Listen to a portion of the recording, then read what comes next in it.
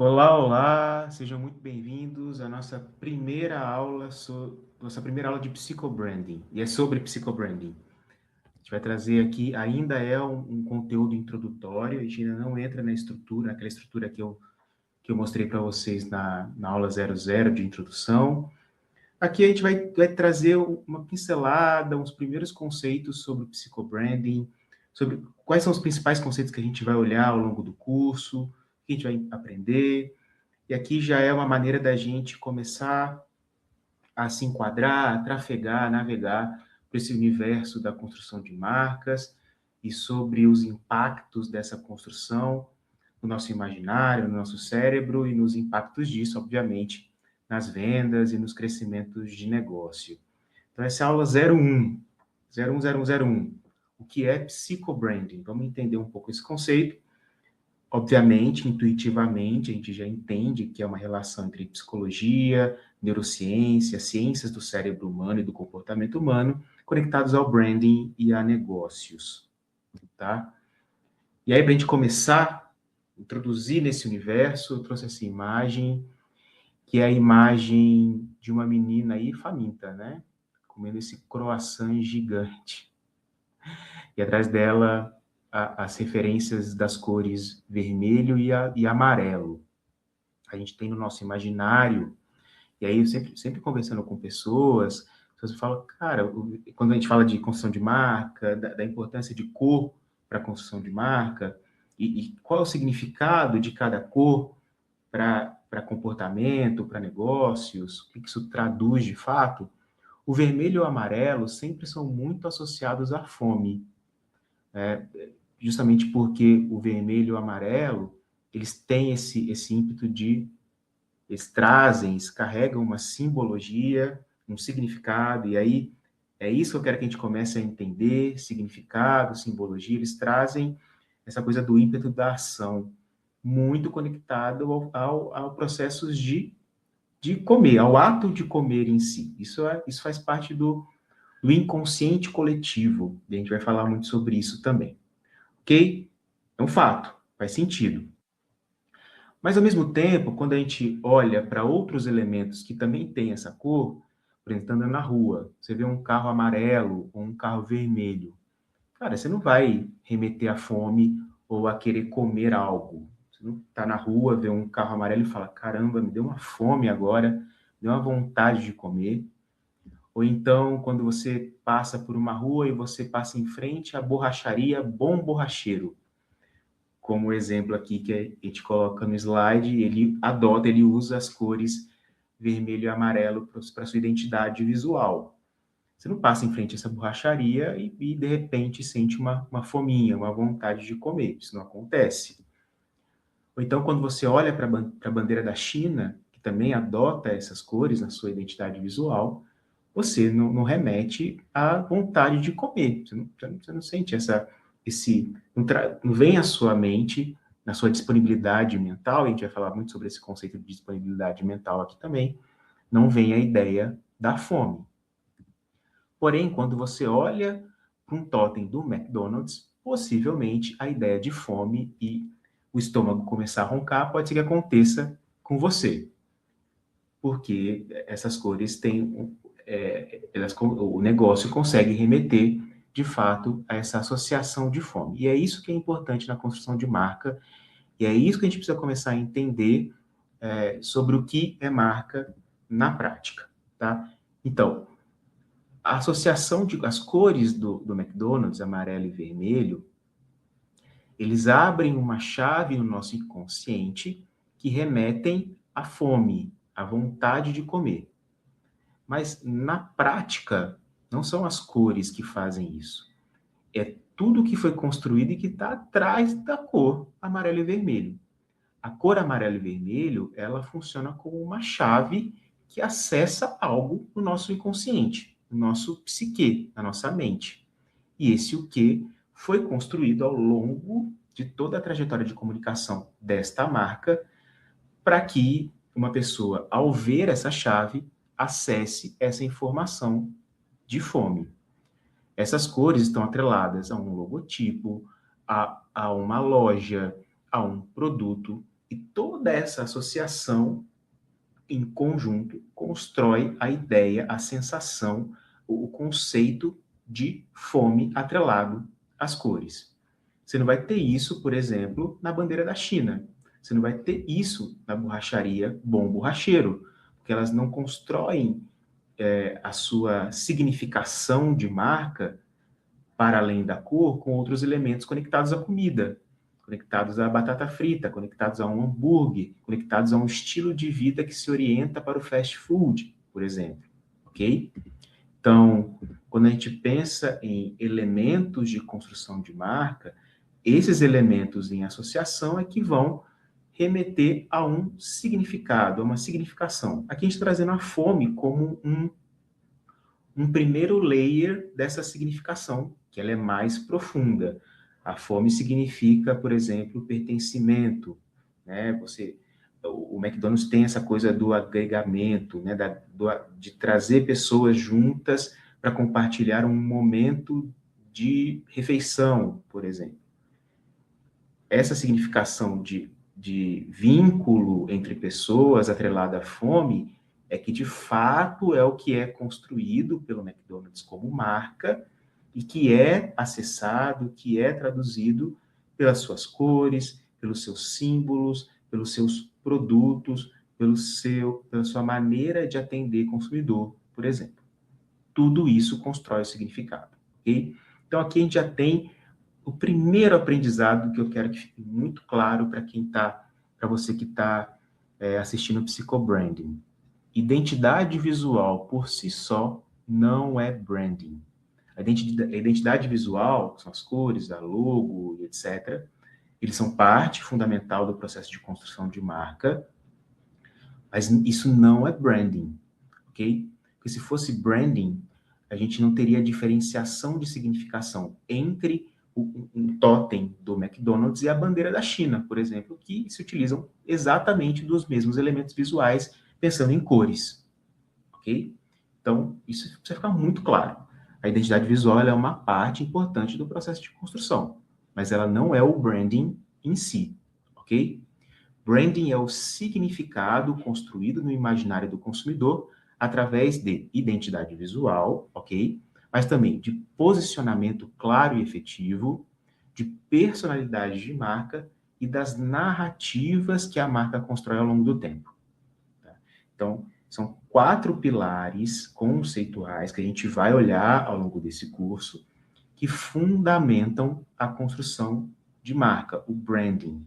Mas o branding em si, enquanto conceito, é o que está por trás desses elementos que a gente constrói.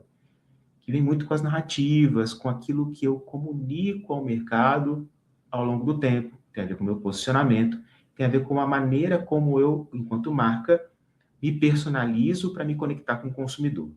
Tá? Tudo isso é uma construção bem pensada, para que quando eu olhe para o vermelho e para o amarelo, enquanto elementos da minha identidade visual, conectados com o símbolo, conectados com o produto, conectados com a minha personalidade, com o meu posicionamento, eu consigo fazer uma conexão, uma associação com a fome, que é o que eu quero que você sinta para me consumir, mas também uma conexão com a fome, com o processo de comer, atrelado a vínculos sociais, a grupos, a pertencimento, que é o que de fato importa nos processos de construção de marca, e a gente vai olhar muito para isso, tá? Então, significados e associações são potencializados através de frequência, contexto e contraste. Então, a gente tem 2 coisas a analisar. Branding, 3 coisas. Branding enquanto significação, construído a partir de identidade, posicionamento, personalidade e narrativas. E um terceiro elemento é como eu levo isso ao mercado. Identidade, posicionamento, personalidade e narrativa são construções, são sedimentações de marca. Agora, como eu levo isso ao mercado, como eu de fato gero conexão pontual e contínua com o meu consumidor, eu faço isso através de frequência, contexto e contraste, que são elementos que a gente vai ver de maneira mais profunda no bloco de go-to-market, ok? Então, aqui a gente já tem um conceito já derrubado de branding. Logo não é branding. A gente tende a achar isso, que donos de negócio, quando vão construir a sua marca, pensam que, vou fazer meu logotipo, meu branding está pronto. Engano. Uma pequena fração do teu branding começa a se estruturar a partir do logo. Mas você precisa conectar ele com personalidade, com narrativas, com posicionamento. E você precisa gerar para ele, oferecer a ele frequência, contexto e contraste para se conectar com o teu mercado consumidor. Isso é uma coisa. Segundo mito que a gente já vai derrubar aqui. Marcas, na verdade, elas não existem. Marca não existe. Marca é uma ficção que a nossa mente, que a gente constrói no nosso imaginário. As marcas existem no imaginário do consumidor, no imaginário humano, mas não no mundo real, não no mundo prático. Exemplo para isso ficar muito claro. Nike. A Nike, ela não existe. A marca Nike, ela não existe. O que existe é um tênis. É um tênis, um produto físico com material específico, com atributos determinados para melhorar a tua performance em corrida, em atividades físicas, com tecnologia, design, etc, etc. É um produto que existe, é um tênis. A marca, a Swoosh, o nome Nike, eles não existem na prática, você não pega eles, né? A Nike, ela é um conceito, ela é um significado que existe no universo da imaginação, que é construído por essa empresa ao longo do tempo, a partir das suas narrativas construídas, conectadas aos elementos de marca que ela construiu para si, para que esses significados sejam construídos e acessados ao longo do tempo. Quando acessados, eles têm um poder de estimular o consumo muito maior, ok? E aí, uma curiosidade sobre a Nike especificamente. Se você der um Google, você vai e pesquisar a história da construção de marca da Nike. Quando a empresa dona da Nike construiu essa marca, esse elemento swoosh, que é o símbolo da Nike, ele não existia, e a empresa pagou $35 para um estudante de designer para construir, para fazer esse símbolo. Olha só, isso foi em 1971. Aí hoje, em 2026, acho que eu vou trazer aqui um dado de 2025, a Nike vale 33 bilhões de dólares. Ou seja, claro, não é a Swoosh em si que vale isso, é todo ativo de negócio que vale isso, mas olha que interessante, olha como uma marca sem significação, sem construção de simbologia no nosso imaginário, não tem muita valia de verdade na prática. Né? Constrói uma logo aí para algo que ainda não existe, e aí você constrói todo o seu processo de significação que vai impactar em consumo ao longo do tempo a partir dessa identidade visual. E essa identidade visual, de fato, funciona como um portal que abre o imaginário do consumidor para acessar tudo aquilo que você construiu a partir de narrativas, a partir de personalidade, a partir de posicionamento, a partir da própria identidade.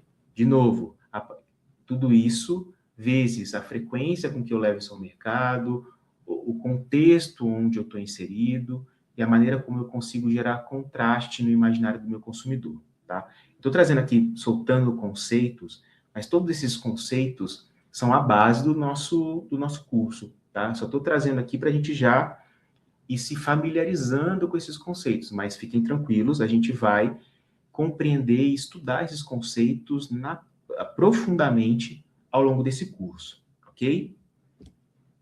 E aqui a gente já tem também um entendimento sobre um conceito que gera bastante confusão também, né? A diferença entre branding e marketing. Aí o título desse slide é Instagram não é branding, tá? Instagram, ele é marketing. O que você faz no Instagram é branding, mas o canal Instagram, ele é marketing, tá? Então, branding é significação no imaginário do consumidor. Se no meu canal do Instagram eu tenho uma construção de conteúdo estratégica de marca, onde eu sei o meu posicionamento, onde eu sei a minha personalidade, onde eu respeito a minha identidade visual, onde eu construo narrativas estratégicas, onde eu tenho contexto, contraste e frequência, aí eu consigo usar a ferramenta Instagram para minha construção de branding, ok? Para construção de significação. Mas a ferramenta em si é marketing. Se você posta por postar no Instagram, você está fazendo marketing, assim, você está construindo estratégias de canal, você está usando um canal como estratégia para se conectar com o consumidor. Está se conectando? Talvez não, porque você não tem estratégia. Talvez no primeiro momento sim, se você consegue ter uma comunicação muito contrastante, puta, conectei, mas o branding ele consegue unificar todo o teu discurso numa plataforma que é segmentada em termos de conteúdo, você produz pílulas de conteúdo. Então, isso é branding, você conseguir, mesmo com milhões de postagens em uma rede social, você conseguir identificar a uniformidade de marca. Isso não tem a ver com cor só, tem a ver com o discurso, com a maneira como você se coloca, como a empresa se posiciona, como suas lideranças falam nos canais. Enfim, é um mar de complexidade para se desenvolver conceitualmente, a partir de ações, estratégias, para um canal específico, ok? Então, branding é significação e marketing é a ida ao mercado. Primeiro, eu preciso entender o que eu quero construir de significados. Agora, quais canais eu vou utilizar para construir esse significado? Para ter frequência, contraste e contexto. Marketing, ok? Claríssima essa diferenciação. Então, branding, significação, e a significação positiva que tem que ser. A gente não quer construir uma significação negativa de marca no imaginário das pessoas. Então, esse é o nosso objetivo com branding, construir significados positivos no imaginário do nosso consumidor. E aí, ativos de marca, como logotipo, e aí esse conceito de ativos de marca a gente vai trabalhar muito ao longo do curso. Ativos de marca são esses elementos construídos para acessar e construir significado, ok? Ativos de marca, como o logotipo, que é um ativo de marca, são chaves de conexão e acesso para a construção de significação positiva relacionados a. E aqui eu quero que a gente comece a prestar muita atenção, porque aqui a gente começa a falar de cérebro, tá? De padrões cerebrais. Pertencimento. O ser humano tem necessidade de pertencimento. Isso é uma função cerebral de sobrevivência da espécie. Ok? A gente vai falar disso. Empatia. Empatia tem a ver com pertencimento, mas eu quero destacar a empatia aqui porque ele é um elemento que se destaca nos processos de conexão entre marca e cérebro humano. Ok? Ajuda nos meus processos de transformação. O ser humano, ele se transforma continuamente ao longo da vida. Eu deixo de ser criança para virar adolescente, viro adulto, mudo de profissão, mudo de carreira, mudo de relacionamento, mudo de cidade. A transformação é algo corriqueiro na nossa vida. E o cérebro sabe disso.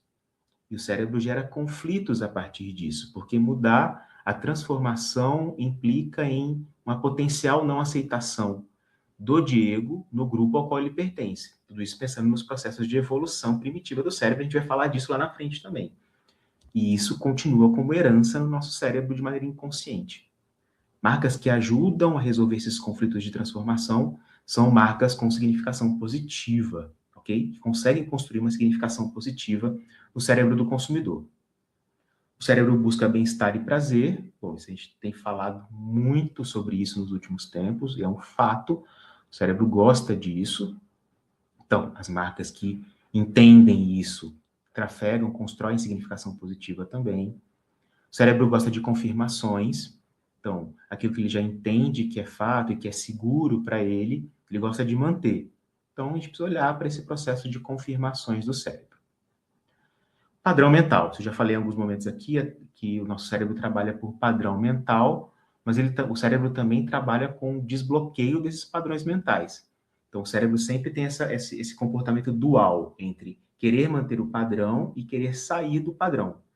Então, nesse processo de transformação, como eu disse lá atrás, existem ferramentas para desbloquear os padrões mentais e ajudar a gente no processo de transformação, de compreensão de novos ambientes, de novos comportamentos.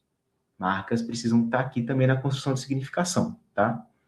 E, por fim, eu acho que é o mais importante deles, que é o que sedimenta, que dá base, sustentação para todos os processos de comportamento humanos embasados no padrão mental e comportamental do cérebro humano. A gente busca segurança e confiança. O cérebro busca isso o tempo inteiro. E toda essa conversa que a gente está tendo só nesse slide, ele se resume a: o cérebro é uma ferramenta que está em evolução há 5 milhões de anos. Há 5 milhões de anos, o cérebro está em processo de adaptação ao ambiente para garantir a sobrevivência do indivíduo que o carrega, e para isso ele constrói ferramentas para garantir essa sobrevivência em ambientes inóspitos. Então, ao longo desses 5 milhões de anos, ele construiu ferramentas de pertencimento, de empatia, de transformação, de prazer, de confirmações, de desbloqueios de padrão mental e de segurança e confiança. Esses elementos operam hoje no nosso comportamento e, obviamente, no nosso comportamento de tomada de decisão e de ação de compra. Marcas que conseguem ter credibilidade e significação positiva olhando para esses elementos, são marcas que têm um potencial de consumo muito maior. Então, é isso que a gente precisa entender, é isso aqui que a gente vai olhar no bloco de cérebro humano. Okay? Como esses mecanismos funcionam de fato e acontecem no nosso cérebro. Ok? Resumo disso é a relação diática que a gente tem entre cérebro e empresas e marcas, né? Relação diática é a relação entre duas pessoas, entre pares. E aí, como essa relação se dá para um processo de aceitação, para um processo de transformação entre esses dois elementos. Então, o resumo daqueles 7, acho que são 7, né? 3, são desses 7 elementos é a construção de intimidade, a relação de comunicação clara e a confiança que eu estabeleço entre os pares. Então, resumidamente, a gente precisa entender isso. Uma marca precisa ser íntima do seu consumidor e precisa compreender o funcionamento do cérebro do consumidor. A marca precisa se comunicar de maneira clara e assertiva com o seu consumidor, e uma marca precisa gerar e despertar confiança no seu consumidor. Ok? Vamos trazer um pouquinho aqui o conceito de ativos de marca. Esse conceito vai trafegar muito ao longo do nosso curso, tá? Então, são conceitos importantes, tá? São quatro elementos que constroem os ativos de marca. Ativos de marca é aquilo que a empresa constrói para si como marca. Então, são elementos construídos e são projetados. A gente olha isso em quatro pilares. O primeiro pilar deles é o posicionamento. E aí, quando a gente pensa em posicionamento, a gente amplia o leque de percepção de posicionamento para negócio. Então, qual é o posicionamento do negócio e como a marca potencializa esse posicionamento de negócio. Tá? A gente vai olhar para essa construção no curso. Depois, a personalidade. Pessoas se conectam com pessoas, então marcas precisam construir sua personalidade. Se ela fosse uma pessoa, como ela seria? Como seria a sua personalidade? Marcas que têm estratégia de personalidade bem construída se conectam melhor com consumidores, ok?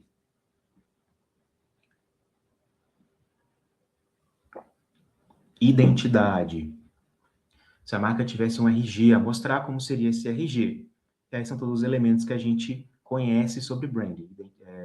Logotipo, cores, símbolos, imagens.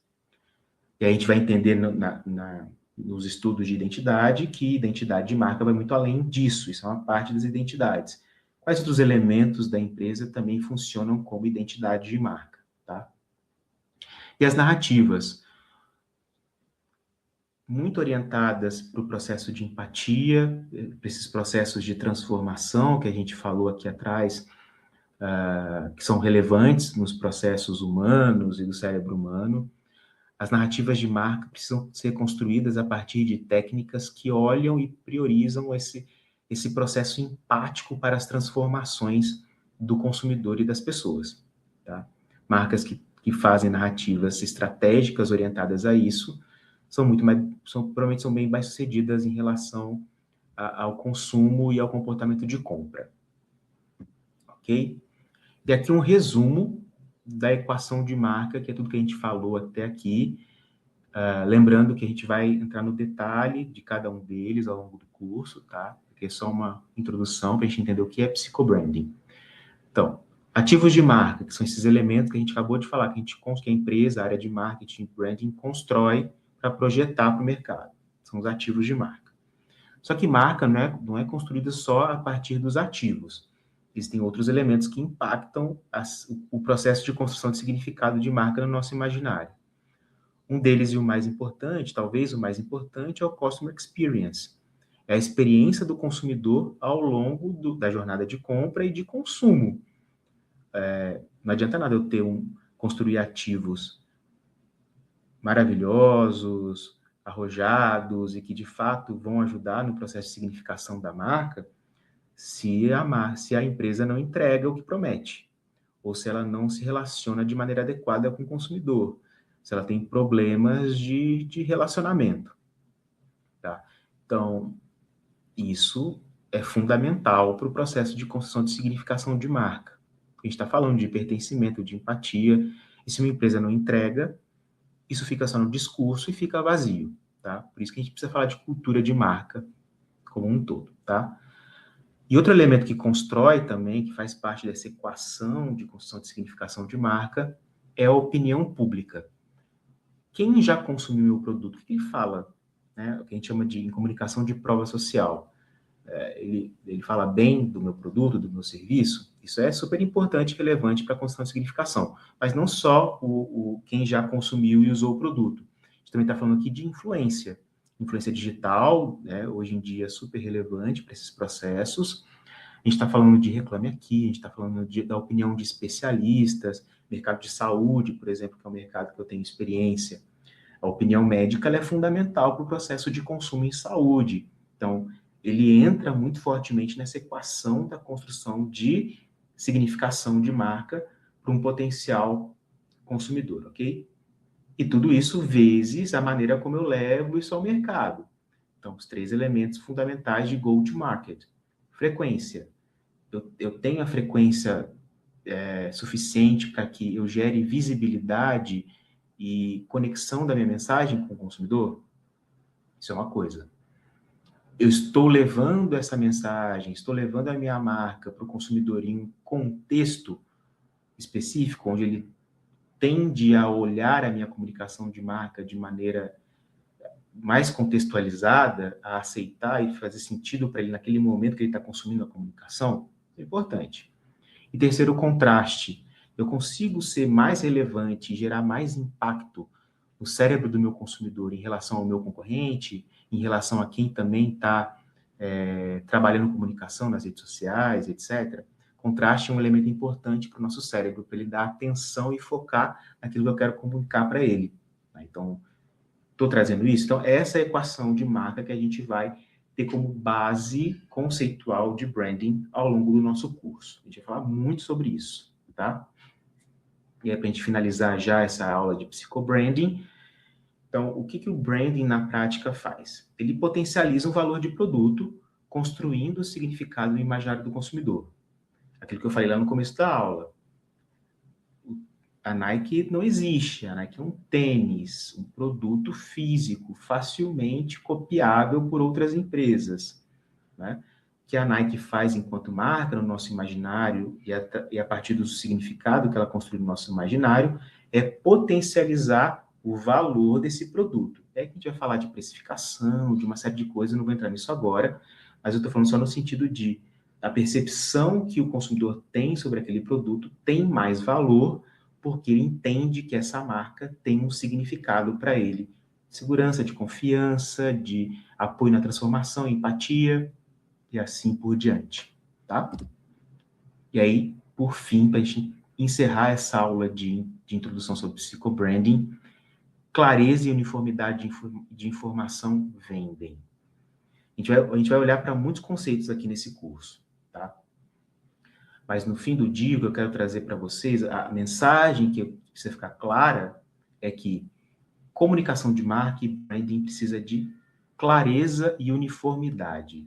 Eu preciso ser claro naquilo que eu pretendo construir como conceito de marca, eu preciso ter uniformidade no meu discurso, nos diferentes canais que a minha empresa utiliza para comunicar essa marca.